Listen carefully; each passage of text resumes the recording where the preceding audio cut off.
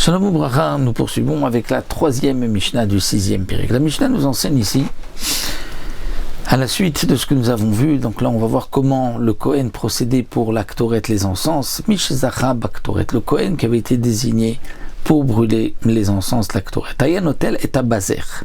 Il prenait cette cuillère que nous avons vue, cette cuillère pleine de Ktoret. Il prenait mitor akaf, de cette grande cuillère, puisque nous avons vu qu'il y avait un petit récipient qui était posé sur une grosse cuillère, donc un grand récipient.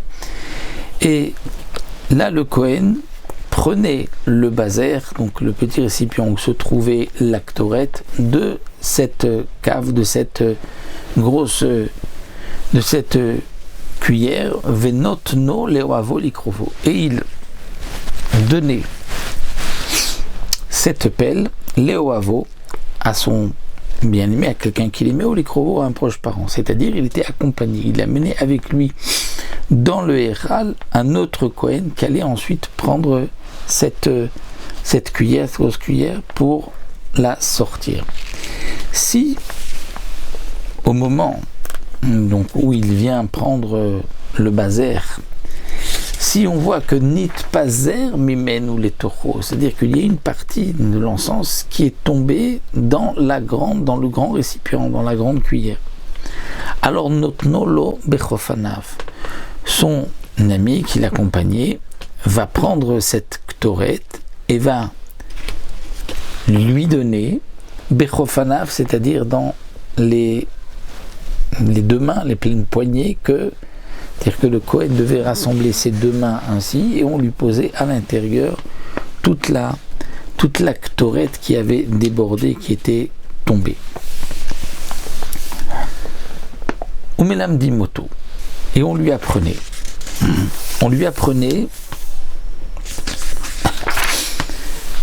c'est-à-dire, pourquoi on lui apprenait? Bien, le Farshim m'explique, étant donné que dit le Barthénora, que la Ktoret ne se faisait qu'une fois dans la vie, puisque comme elle enrichissait, on ne voulait pas la donner à plusieurs Kohanim.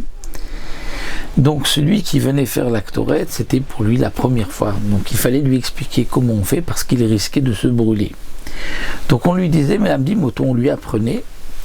Donc auparavant, on lui disait, attention, Eve Zahir, fais attention, Shema Tatril Lefanecha, chez l'autricave, c'est-à-dire fais attention de ne pas commencer quand tu vas mettre l'Aktoret, ne commence pas à la brûler, à la mettre devant toi, parce que sinon, lorsque tu vas ensuite tendre les mains pour mettre l'Aktoret sur le reste du misbéar, tu vas te brûler.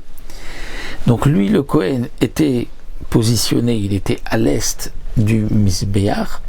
Et donc on lui dit, quand tu vas maintenant verser l'Aktoret sur les braises, commence par le coin qui est le plus à l'ouest, et ensuite, quand tu vas donc, ce qu'il faisait, nous explique le Barthénora, c'est qu'il mettait d'abord toutes l'Aktoret en un tas, un petit tas. Pourquoi? Justement pour ne pas que ça brûle tout de suite et que la fumée monte immédiatement.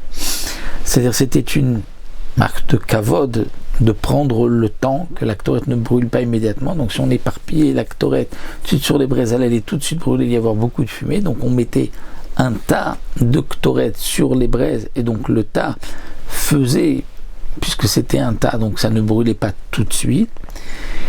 Et donc il mettait d'abord ce tas du côté ouest, et lorsqu'ensuite il va ramener la Ktoret vers lui, donc il n'allait pas se brûler. S'il mettait le petit tas devant lui, lorsqu'ensuite il allait pousser un peu la Ktoret, donc au-delà, pour le mettre sur les braises, donc automatiquement il allait mettre ses mains au-dessus de là où la Ktoret brûle déjà, et il allait se brûler. Donc c'est pour cela que la Mishnah nous dit que on disait à ce Kohen, fais attention, ne mets pas donc ce petit tas du côté est, donc proche de toi, mets-le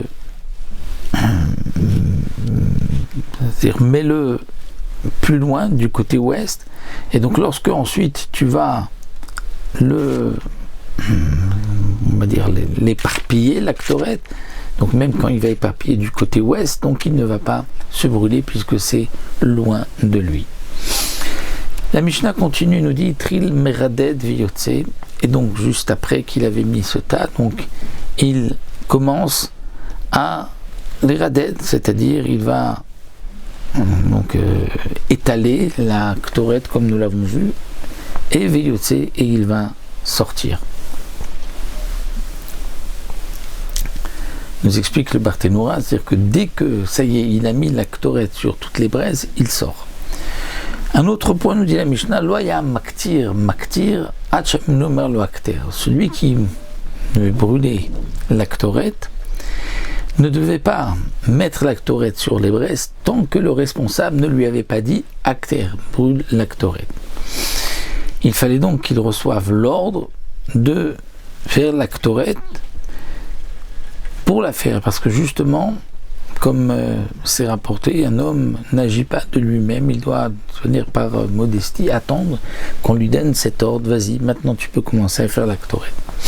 Imaya Kohen Gadol, et c'était le Kohen Gadol qui voulait faire la Ktoret, alors à Memouné, Omer, chez Kohen Gadol Akter, le Memouné, le responsable, disait avec une marque de kavod, d'honneur au Kohen Gadol, maître Kohen Gadol, Akter, vas-y, tu peux maintenant brûler la Ktoret. Par Shuam, la Mishnah nous dit que tous les Kohanim devaient s'éloigner même du Oulam et du Misbéach au moment de la Ktoret. Par Shuam, donc au moment de la Ktoret, tous les autres Kohanim devaient s'éloigner de là où la Torah exige qu'ils s'éloignent. Et à ce moment-là, Viktir, le Kohen, brûlait la Ktoret, et lorsqu'il avait terminé, Vishtachava, il se prosternait, Viyatsa, et il sort. Et là, le Barthénoura nous explique que au moment de la Ktoret, non seulement les autres Kohanim ne devaient pas se trouver dans le Echal, ni dans le Oulam, mais ils ne devaient pas non plus se trouver entre le Oulam et le Misbéar dans la Hazara, dans la cour. Pourquoi ? Parce que comme c'est marqué dans le Passouk, c'est-à-dire, personne ne devra se trouver dans le Ohel Moed lorsque le Kohen va venir faire une kapara dans le Ohel Moed. Toute kapara qui se fait à l'intérieur, eh bien personne ne doit se trouver. Donc aussi bien au moment de la Ktoret ou au moment où on va asperger les sangs qui se trouvent, qu'on doit asperger à l'intérieur, sur la parochet, donc c'est la Vodazara, bien les Kohanim devaient s'éloigner même de l'endroit entre le Oulam et le Misbéach. Mais, nous précise le Barthénoura, au moment de la Ktoret de Yom Kippourim, les Kohanim devaient sortir juste du Echal uniquement, parce que la Ktoret de Yom Kippourim n'était pas dans le Echal au niveau du Misbéach Hazah, mais dans le Kodesh HaKodashim. Donc, puisque c'était du Kodesh HaKodashim que se faisait cette Ktoret, donc c'était suffisant qu'ils sortent du Echal. Mais la Ktoret de tous les jours qui se faisait dans le Echal, donc il fallait s'éloigner, sortir pas seulement du Echal, mais même entre l'Oulam et le Misbéach. Donc les Kohanim devaient s'éloigner, être derrière le Misbéach.